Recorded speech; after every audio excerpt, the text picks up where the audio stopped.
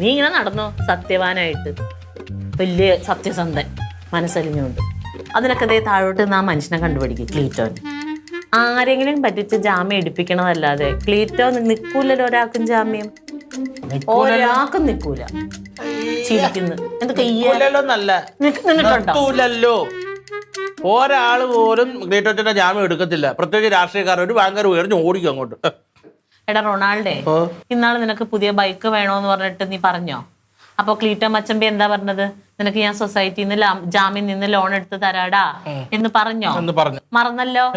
വന്ന വഴി മറക്കണം. വന്ന വഴി ഒന്നും മറന്നിട്ടില്ല. മച്ചമ്പി ആ കഥ കേൾക്കണം. എന്ത് കഥ? വർക്ക്ഷോപ്പിന്റെ ആവശ്യമായിട്ട് എനിക്ക് ലോൺ എടുത്ത് തരാമെന്ന് പറഞ്ഞു. പക്ഷെ വ്യവസ്ഥ എന്തുവാ? ലോൺ എടുക്കുന്ന കിട്ടുന്നതിൽ പകുതി നേരെ ക്ലീറ്റോ മച്ചമ്പയുടെ പോക്കറ്റിലോട്ടുണ്ടാവും.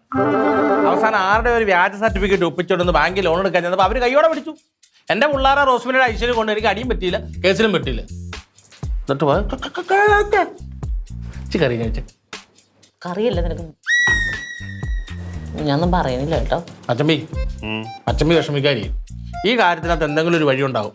വഴിയില്ലാത്ത വാഴത്തോപ്പില്ലെന്നാണല്ലോ. ധൈര്യമായിട്ട് അതല്ലടാ, എന്റെ അടുത്തെങ്കിലും ഒരു വാക്ക് പറഞ്ഞിട്ട് പോയാൽ മതി. ആവശ്യം അല്ല എന്നോട് സൂചിപ്പിക്കാമല്ലോ. ഇപ്പൊ ബാങ്കിൽ നിന്നോട് പറഞ്ഞിട്ടാണോ മുങ്ങണേ? എന്നാ ബാങ്കുകാരെങ്കിലും വിളിച്ച് പറയണ്ടേ, സൊസൈറ്റിക്കാരെ വിളിച്ച് പറയണം. ഒരു വട്ടമായിട്ട് പുണേ കിടക്കണം. അവരും പറഞ്ഞില്ല, ഇവരും പറയുന്നില്ല. ഇത് ഇപ്പോഴല്ലേ നമ്മൾ അറിയണത്. അവൻ പറയാതെ മുങ്ങിയത് ഒട്ടും ശരിയായി. അതിനെ മറ്റേ തരവെന്ന് വേണം പറയാൻ. ഞാൻ ഇതേപോലെ പണ്ട് എനിക്ക് നെയ്യാറ്റിൻകരയായിരുന്നല്ലോ വർക്ക്ഷോപ്പ്. അവിടെ വർക്ക്ഷോപ്പ് തുടങ്ങാൻ കൈ തമ്പടിയൊന്നുമില്ല. അപ്പൊ നമ്മുടെ ഒരു ബന്ധുണ്ട് സേവരങ്ങൾ, ഇവർക്കെല്ലാം അറിയാം.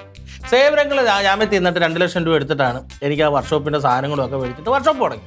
വർക്ക്ഷോപ്പ് ഓടുന്നു. ഞാൻ പെട്ടെന്ന് തന്നെ വണ്ടിയൊക്കെ ഓടിക്കാൻ പഠിച്ച്, അത്യാവശ്യം വണ്ടിപ്പണിയൊക്കെ പഠിച്ച്, എഞ്ചിൻ പണിയൊക്കെ പഠിച്ചപ്പോഴത്തേന് ഈ എഞ്ചിൻ പണിഞ്ഞ വണ്ടികൾ എൻ്റെ തലയിലാവും. അതിന് ഞാൻ നഷ്ടപരിയായിട്ട് പൈസ പോകുന്ന പറഞ്ഞപ്പോൾ ഞാൻ മുങ്ങി. പക്ഷേ കൃത്യമായിട്ട് സേവരങ്ങളുടെ അടുത്ത് ഞാൻ കാര്യം പറഞ്ഞു, അങ്ങളെ മുങ്ങുമെന്ന് പറഞ്ഞു. അതുകൊണ്ട് ഒരു പ്രശ്നങ്ങളൊന്നും ഉണ്ടായില്ല. പിന്നെ ലോൺ ആരടച്ച്? സേവനങ്ങൾ കൃത്യമായിട്ട് അടച്ചു. പറഞ്ഞ മനസ്സിലായില്ലേ? അതിന്റെ പേര് ഇതുവരെ അങ്ങനെ തന്നെ ഇച്ചിപ്പോന്ന് പറഞ്ഞിട്ടില്ല. അതെന്തുകൊണ്ടാ മുൻകൂട്ടി പറഞ്ഞോണ്ട്.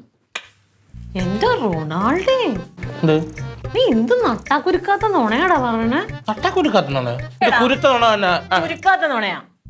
എടാ കേട്ടോണം, ഇന്നാള് കല്യാണത്തിന് പോയില്ലേ നമ്മളെല്ലാരും കൂടി കൊടങ്ങാവിളയിൽ ഒരു ആളിനെ? അന്നേരം ആ അത്രേ ആൾക്കാരുടെ ഇടയിൽ വെച്ച് ഈ പറയുന്ന സേവരങ്ങൾ ഇവന്റെ ചെകിട്ടത്ത് നോക്കി പൊട്ടിക്കണത് ഞാൻ എന്റെ കണ്ണുകൊണ്ട് കണ്ടതാ.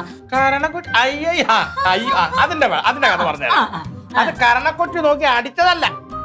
ഒത്തിരി നാളിന് ശേഷം സേവരങ്ങളെ കണ്ടപ്പോ ചേട്ടാ എന്തോണ്ടാ ക്ലീറ്റോ പറഞ്ഞു നീ അവിടെ വർക്ക്ഷോപ്പ് തുടങ്ങി എങ്ങനെ ഉണ്ട്? ഞാൻ പറഞ്ഞാൽ പണിയൊക്കെ കുറവാണ്. കാര്യം പറഞ്ഞാൽ അതിന്റെ മറ്റേ എക്യുപ്മെന്റ്സ് ഒന്നുമില്ല. അപ്പൊ ഇത്തിരി മോഡിഫിക്കേഷൻ ഒക്കെ ചെയ്യണം.